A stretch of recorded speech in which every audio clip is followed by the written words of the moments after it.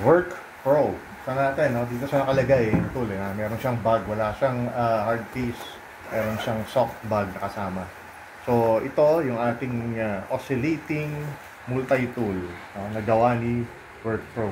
At kasama dito, ito, no? Meron siyang thank you card. Okay? And then, owner's manual. At ito pa, no? Pinopromote niya yung iba niyang products. So, yung brand The Work Pro, isa sa brand yan ng Hangzhou Great Star Industries. So, ito yung mga accessories pala niya, no? Tatabi ko muna to, no? Para makita nyo yung tool mismo. So, ito yung ano natin, ano? Oscillating multi-tool. Yan. Meron siyang speed controller, on-off switch. Okay. So, makita nyo kung gano'n siya kalaki. Okay. So, itong ganitong klase ng tool, na-invento ito noong 1967 ng Fein, F-E-I-N of Germany, na gumagawa rin ng mga tools. Na ang unang function nito, actually hindi ganito yung unang itsura, no? Mukhang drill yung una. Anyway, ang function, supposedly, kaya ginawa ng Fein yon for medical purposes. Ano ibig sabihin? Yung mga nababalian ng buto niya, kinakast yan, di ba? So, pag tatanggalin na yung cast, gumawa sila ng specialized tool, ang tawag nga doon, yung oscillating multi-tool, para pag pinutol yung cast, kahit tumama sa balat, hindi masusugatan. So, kasi pag sinabi mo oscillating, gumaganon lang yan, nag-oscillate. Unlike pag sinabi mo reciprocating, halimbawa ng tool na reciprocating, yung reciprocating, so gumaganon. So, nakakahiwa yon, di ba? Or another tool na isa pa na mayroong ibang action naman, yung mga rotating tool gaya ng drill. Ito oscillating lang, gumayad na lang siya. So, ito, no, yung accessories niya, wala kasi talaga siyang lalagyan, ano. So, nandito lang sa plastic. Makikita nyo, no, ayan, no. So, meron siyang kasamang sanding pads. I think this is an adapter para kung nakabili ka ng Bosch type na mga bits or mga blade para dito. So, kakabit mo to. So, ito yung kasama niya, no? Kamukha nito, no? Ang nakasulat dito. Ang nakalagay is scraper. So, pang scrape. Rigid scraper. Ito, ano, pangkahoy ito eh. Pagka magpuputol ka, so, ito pa, no? Iba yung korte. Another purpose yan. Ito yung gagamitin mo para maikabit mo yung sanding pads. Kakabit mo rito. Anyway, pakita ko na sa inyo yung tool, ano? Magbubukas tayo ng isang blade. Ito, no? Ito yung isa sa mga normal blade na madalas gamitin na blade para sa ganitong klase ng tool. Ito yung kung tawagin nila ay ayan, no? Ano ba yun? Hindi ko mabasa. Wait, standard end cut blade. So, pangkahoy ito. So, para natin magamit yan, kunin natin tong Allen wrench. Okay. Luwagan natin.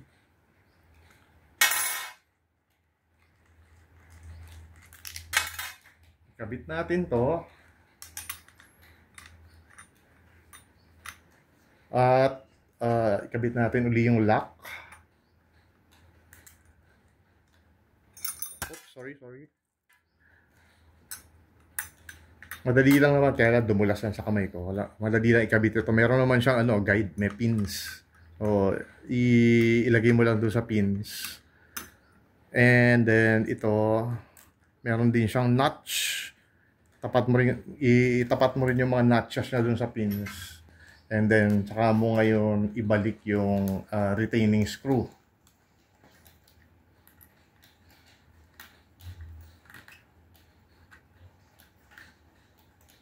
Okay, hipitan natin ng konti. That's it. Sasaksa ko lang, Tanggalin natin yung para makagalaw tayo ng mas maayos.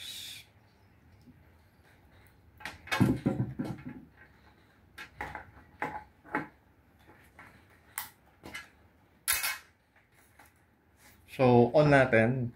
Okay. On. Ayun, nakita nyo? Nag-oscillate siya, ganon. At ito yung kanyang speed controller. Ito.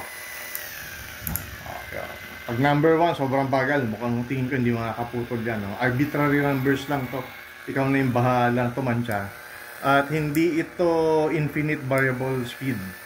Kasi bawat ikot ko nito, merong notch ako nararamdaman at palakas na ng palakas.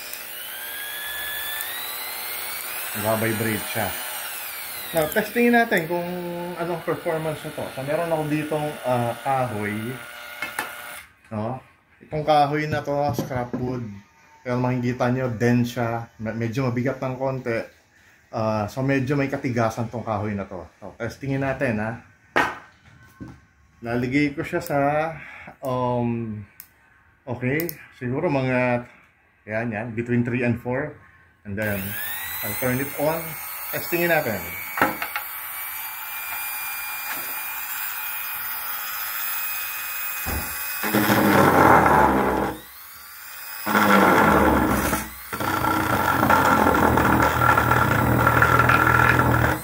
Makita nyo yun, no? So, para siyang lagare, no? Kaya lang medyo tumatalsik-talsik. Kasi syempre hawak ko, no? Dapat ito talaga merong vice, o kaya dapat ito naka-fix. Pero makita nyo, oh. Ayan, no? Nagkaroon na siya ng gatla or hiwa. So, paano ba gagamitin to o saan purpose? Well, sa mga situation na hindi kayang o alanganin o hindi talaga papasok ang lagare, pwede mong gamitin to. Halimbawa sa door jump, ano? Yung ilalim nun, hindi naman mahihirapan. Ito madali ka makakaputol.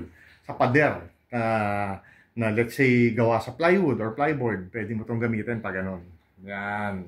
So ito yung gamit niya. Makakabili ka ng mga bits nito na para sa bakal, para sa konkreto, para sa tiles, para sa plastic. But this one in particular is for wood.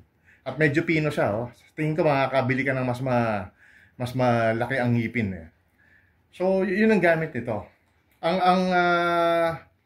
Ang napansin ko lang, it would have been better or useful or more or easier to control kung naglagay sana sila ng hawakan dito para angle grinder style. Wala siyang provision for that. Pero kung meron, mas madali sana eh. Mas madali mo sana makokontrol. So, all in all, no, dahil hindi naman kamahalan itong brand na to, no? At nakakaputol siya, maganda naman yung performance niya. I would say na sulit siyang bilhin. Okay siya. And the fact na ginawa ito ng isang malaking manufacturer, na tingin ko OEM manufacturer din siya for other brands, hindi ka mapapasubo sa quality nito. So okay siya. By the way, 300 watts ang maximum power nito pagka tinodo mo, 300 watts. Ang caution ko lang dito is kung gagamit ka ng ganitong tool, dahil nag-oscillate siya, may vibration siya, so hindi mo siya pwedeng gamitin ng matagal na tuloy-tuloy, otherwise mamamanhid yung mga kamay mo. O kung matagal mo talaga siyang gagamitin, kailangan ipahinga mo, after a few minutes. Hindi dahil dun sa makina nito, kundi dahil sa kamay mo. Otherwise, masisira yung mga nerves mo,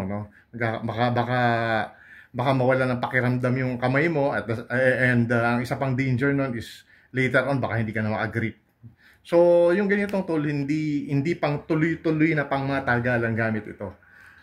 At sabi ko nga, ginagamit lang yung ganitong klase ng tool pagka alanganin na hindi ka makagamit ng lagare o iba pang cutting tools or sanding tools, kasi nakakapag-sanding din ito na medyo alanganin. So, that's my simple demo and presentation and short review nitong tool na to. And dun sa mga interesado na bumili, isusulat yung link dun sa comment section. So, that's it and thank you for watching.